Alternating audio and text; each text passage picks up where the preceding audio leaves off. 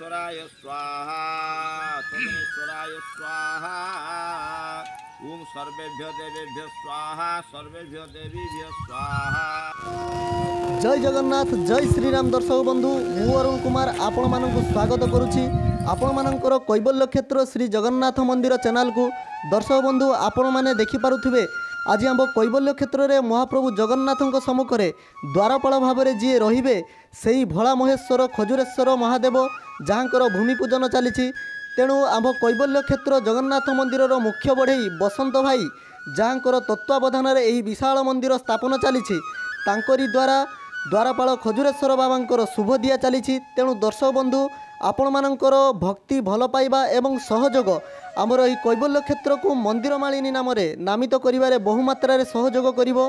तेणु दर्शक बंधु आपण माने जदि आम सह प्रथम थर करी जोड़ी होइछंती ताहले चैनल टी को लाइक शेयर सब्सक्राइब निश्चित भाव में करंतु जहा फल कि एठारे प्रत्येक कार्य को आपण माने गोटी गोटी करी सठिक भाव में देखि पारिबे। जय जगन्नाथ।